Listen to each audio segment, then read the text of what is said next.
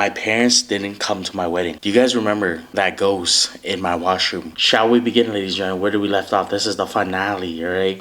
So if you guys want me to extend it more, I'll extend it more. I try to talk as fast as I can so you guys can just pick up the story to then and there. What the heck? Holy, I was like, what's that blue thing right there? Alright, let's go, everybody. Let's start. Got back to Vietnam, okay? Almost didn't get back to Vietnam, but we got back to Vietnam. I was actually in contact with that guy named G Fan too. He was I think he was coming in from Washington D.C. He's a local in Vietnam. So when he was going back, he was kind of helping me try to get back into Vietnam as well. And at that situation, it was pretty funny because, not funny, it was kind of sad in a way because he was, what is that word? He was locked down, like he had to isolate himself. Well, at that time, it was like Vietnam needed, people that coming in from Vietnam need to be isolated.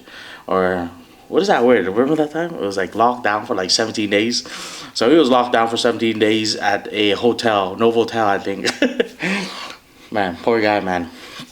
By the time we were coming in, like Dewey and I were coming in too, we had to get locked down for 17 days at a hotel too, with our expenses too. So we're just like, let's go for it, okay? It doesn't matter. 17 days, let's go, 17 days. But as we landed and going in, I got a call from our agent. He's like, you guys don't have to isolate. You guys just go in and just do whatever. Like, oh, that's nice. So we didn't have to do anything. So it was a blessing that we didn't have to do it because that would have been like just brutal, you know, just at a hotel for 17 days and not leave at all. But anyways, guys, we're in Vietnam. Yes. What an exciting moment. Excuse me, guys. Went to see my wife back at the motherland, or back home in the motherland. Quang Tran. Just search that video, you guys see it.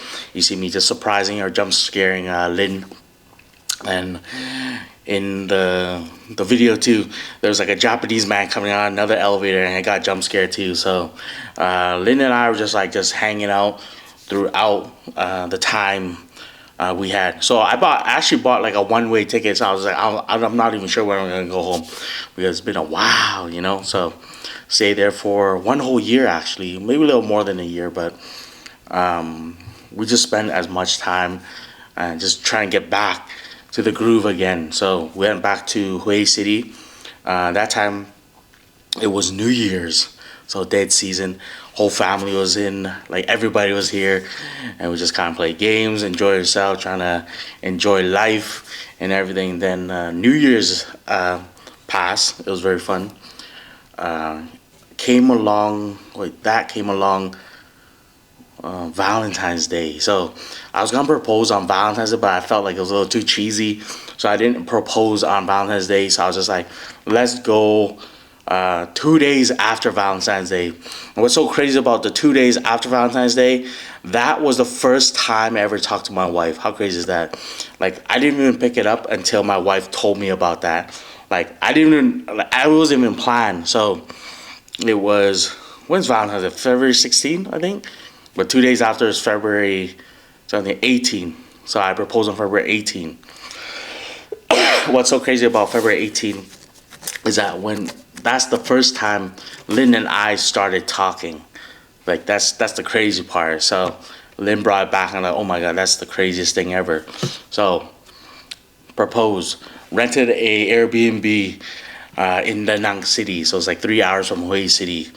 And invited all the family members over. And invited my two best friends from Saigon over for the proposal. But before the proposal, it was me and Lynn's brother who went out to get the ring, the engagement ring. So I didn't know that there was like 2 sets of rings until they said it was 2 sets of rings. But then, I don't know how it works, but it's like, when I was there, the girl said, you get the ring, then later, you go and get another ring. You bring like your wife over, then she get another ring. But I got like a diamond ring for her. It's very nice. It's beautiful. I'm just kind of like a plain guy, just like a gold ring. That's it. I don't like too much flash. That's all I got. But time came. 2 of my best friends came down. We rented an Airbnb in Da Nang for like 3-4 days. Just hang out in Da Nang City. Nothing was open. Nothing was there because of, lockdown and everything. Sorry, guys. Yeah, I was actually very nervous at the time, and I was just like, it's well, I do have it on the videos too. So you just search "I propose," then dash Quang Tran, and you'll see the video. I was so nervous, I had like to Google everything. It's like, when you propose, do you sit on one knee or right knee, left knee?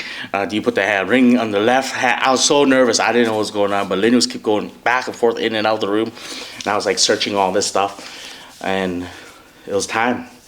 So it was time to propose to Lynn. So. Very simple, easy, not really, but I kind of just like winged it. I had whatever I had to say in my head or in my mind, I just said it. I just kind of said, we've been together for so long. I love you so much. Please be my wife. And that's kind of like the translation in Vietnamese. So I got down one knee, proposed. It was so funny in the video too, because like Lynn's parents, they're very unemotional. Like a lot of Vietnamese old heads. Old heads are very unemotional. They don't show emotions. They're emotional, but they don't show any emotion. But that time, it looked like Lynn's dad was crying in the video, though.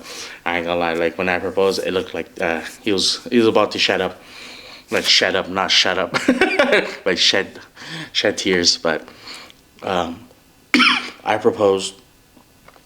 But the time too, when I was like proposing, I was a little slick about it too, because prior to that we had a dart match. We're playing darts for money. So whoever's closer to the circle gets money, or whoever gets enough points gets money. Then I was just like kind of like slick with it. I was just like, all right, so how much do I owe you again? Then the camera was on, like Lynn's brother was holding the camera. I was like, how much I owe you again? And it's like, you owe me like $400K, which was like $20, $35. Then I was like, nah, I think I kind of owe you maybe like 200, like half that. She's like, no, what are you talking about? I was like, yeah, I think you do, because I remember the time you cheated. She's like, no, I didn't cheat anywhere. I was like, oh man. Then I pulled out the ring. I was like, will this be enough? Then I went down my knees and just said what I said and slip on the ring. Then after that, I took the whole family out to eat at the beautiful Manuel hot pot. Then later just took the family to Hoi An and just kind of just explored and just enjoy family time with Lynn and her family. So past that, okay? Man, you know what's so crazy about this? It's only gonna get crazier, okay? For some reason, after the proposal, we went out just to get the paperwork done. So we just said that we got married. Like you need paperwork to show that you're married, because at the time, it was COVID time, like things were open, things were closing, things were open, things were closing. So it was very unpredictable. So we just went to a location to get the marriage certificate, where it just said we are married. But we didn't get married. We didn't do the celebration yet, because it's just like it's like a whole Vietnamese family thing. Like we had to ask our elders when's the right time to get married, and they'll have to like look and pray here and there, or what day is the best day.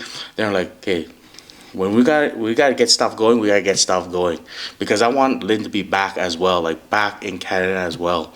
So I was just like, okay, we gotta get it going, because we don't know what's gonna be open, what's gonna be closed. We just gotta do it, okay? It's like this will be more than enough. Like the engagement ring was more than enough. The celebration will come after, just because we don't know when it'll be locked down again, because it was kind of like a little iffy at the time too. So we went to get the paperwork done. I say, when it comes down to documents, paperwork, anything down in Vietnam, just know this right here will do a lot of talking, okay? And fast pace, okay? Like it's a well-known thing there. Like I didn't know. I thought it was just like when you get married, you have your documents ready and that's it. No, it's not like that. They're like, all right. They're like, is he from here? They're like, nope, he's not. Like, all right, we'll give you a call, all right? And you know what that means. If you guys don't know what that means, just this, okay? It's just that, okay? It's like, if you want your paperwork to go fast, this is how it's gonna happen.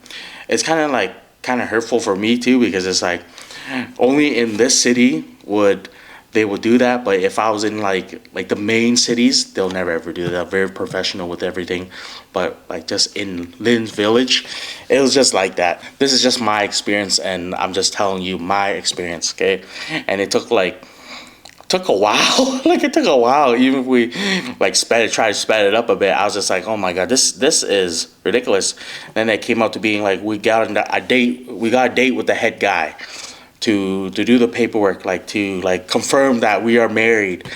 And we just sat down with him. He's just like, all right. Anyways, he's just like, and you know what he wanted, you know. In the end of the day, where he's like, okay. Man, it's just crazy. Let's just say that it's crazy. It took us like 2 weeks or 3 weeks to go back and forth, and it was a long trek going back and forth and trying to like get the paperwork done, like back and forth. Then we got the paperwork. Okay, we got the paperwork. Then what's next? The celebration. So the celebration's in the video too.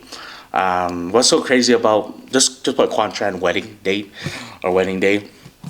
Because that was in February. February 21st, I believe, was the sign off that we were married, officially married. March 1st was our marriage celebration. So it's kind of like backwards, you know. Usually you have the celebration first before that, but at that time, like Vietnam didn't allow groups of people together at once, and that's the reason why it was just kind of like backwards. So now it's just like you got married this day, but you celebrate on this day. It's just because of the COVID times, right? But yeah, it wasn't even like up to the marriage date. So up to the marriage date, it was kind of like tricky too, because I was just like, man, I have my family, like majority of my family is down there. Like 95% of my family's down there. Like my like family, cousin side, right? But my family like is not there. So at the time, I just told my siblings that, hey, I'm getting married. You don't have to come. I saved them a deal. I saved them a trip. Like even sometimes my young brother's like, no, you know, you gave us 3 weeks of notice or 1 month of notice, but I saved him a story to not tell me. What do I mean by that? I saved them $5,000. He will not spend $5,000 to come to my wedding at that time, because it was like on off. And for him to spend $5,000, it's not even like 100% sure. He's not gonna do it 100%. Like I saved him a story time not to tell him. Even some of my like closest friends, like high school friends, are like, why you didn't invite us? If you're watching, I save you time, all right? I literally save you time to not spend that money to come see me, because I was planning another wedding here. That's why. So the friends that are very close to me that like get choked and stuff is like, I literally save you a time. Like I save you for you to not share me a sad sobbing story that why can't you come. And the price of the ticket to come to Vietnam at that time, $5,000. Okay, $5,000, and that's not even sitting business. That's sitting economy light. in what? In cargo. All right, a cargo plane. All right, I saved you. So like I never told my friends that. I just told them this. I just told them that when I get back to Canada, I'm gonna have a celebration. I haven't had a celebration yet, so we will have a wedding celebration here in Canada. All right, so and I'll invite you. All right, just give me the $5,000 as a gift. But anyways, it was kind of like a month before the wedding, and I was calling my parents. I don't want my parents over. I will pay for my parents 100%, no problem. I just want my parents by. And guess what my parents said? No, we're not coming. And I was like, why? My parents didn't come to my wedding. Well, I'll tell you this. I had to beg, I had to cry. Like I didn't have to cry, but I just broke down because I wanted my parents to be there. But my parents said no. The reason, they have to work. Yes, they had to work. They had to work. So, to be honest, I don't know what that reason was, why they didn't have to go. And that reason wasn't like sitting well with me. I was like, you have to work. What do you mean you have to work? You can go for 2 days. Like you're not gonna miss anything. He's like, no, I have to work. Like I have to work. It's like that doesn't even make sense. You have to work. What does that mean? You have to work. I'm like, sorry, I have to work. But usually with my parents, it's usually my dad. My dad, I always have to talk to my dad to get to my mom. So my mom usually just follows my dad. So that's the only thing. So I was like, Mom, if Dad's not going, you're going? She's like, no.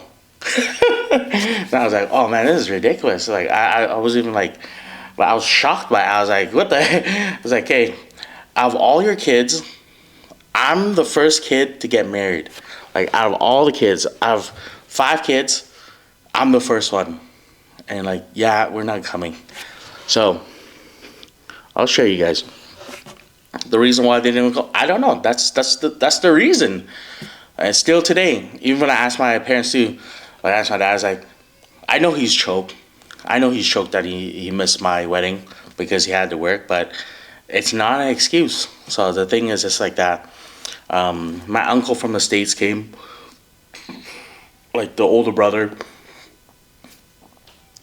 from the United States came, and I still remember the conversation too.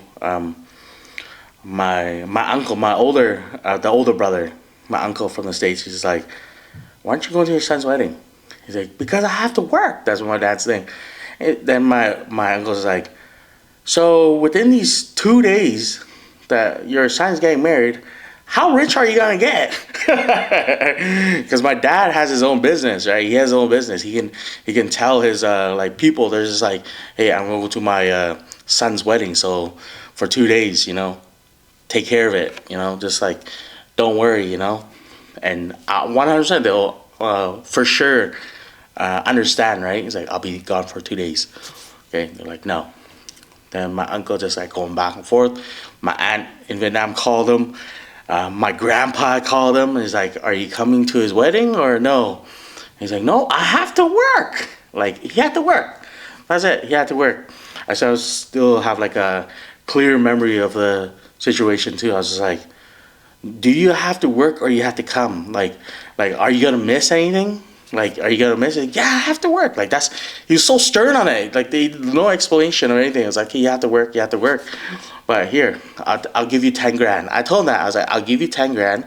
I'll even buy your ticket. Like I was buying their ticket in the beginning already. Then I was like, I'll give you an extra 10 grand just to come. Just because you miss work. Whatever, just enjoy. No, I have to work. I have to work. I have to work. I was just like, what the? I was like, whatever. The show is gonna go on without them. My parents wasn't gonna come. My parents are not going to my wedding. It's confirmed. Then, the crazy part, my uncle in the States, in Florida, passed. So, that just took another turn. That just took a whole nother turn. Because this is what it means. He wanted to be rest in Vietnam. So when he wanted to be rest in Vietnam, they had to do whatever it is in the States to get him cremated and shipped off to Vietnam. And it was very close to my wedding date. So that's the weird part. Not close to my wedding date. He was buried, I think first, I don't know, but he was buried first or something. I don't know. But the weird part was the ghost story. Do you guys remember that ghost in my washroom? Do you guys remember that? Do you remember that film? I'll show you guys. Maybe I'll call my my wife down. Maybe she gets a little scared. I think it was on my shorts. Just look on my shorts. Look on my shorts, Quang Tran. I showed it there. QT shorts. Quang Tran ghost. And you're gonna see an orb. Just like this. And after it flew by, you hear like knocking on my windows.